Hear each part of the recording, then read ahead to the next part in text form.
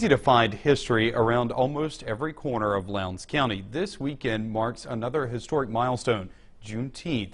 In Caledonia, there's a privately owned abolitionist cemetery that dates back before the Civil War. R.H. Brown joins us live in the studio with more on how the final resting place for people who wanted slavery to end now sits as a place time has forgotten. R.H.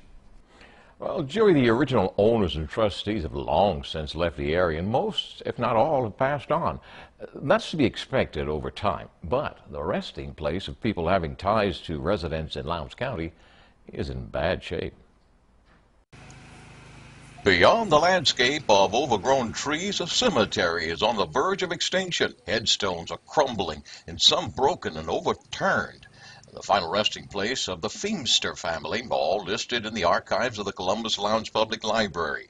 According to official records, 67-year-old Luther Love is the last to be interned there in 1915. They were what we call poor hill farmers. And they had these small farms. They didn't have the big farms that you have out in the prairie, so most of them didn't even have slaves. There seems to be some indication that the people may have been more pro-union. They probably didn't own any slaves. We have learned that some people living in the area of the unkept cemetery would prefer that it be left alone.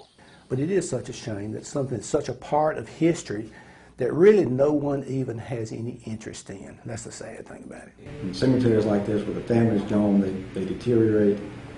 No one takes care of them.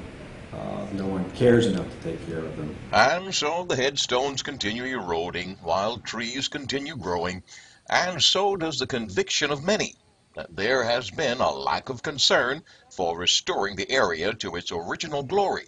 We know of no plans by any group for restoration of the cemetery. I guess I'm surprised that no one even cares about it. Because you go out there, the cemetery has grown up. There are two big cedar trees, probably the biggest cedar trees I've seen in the county. A lot of people just don't care, one way or the other, and it's a real shame. Joey, one thing can be said about the Feimsters, who were thought to be abolitionists. They boldly went against public opinion of the majority living in the county at that time. Back to you. R.H. Brown live in our studio with that report tonight.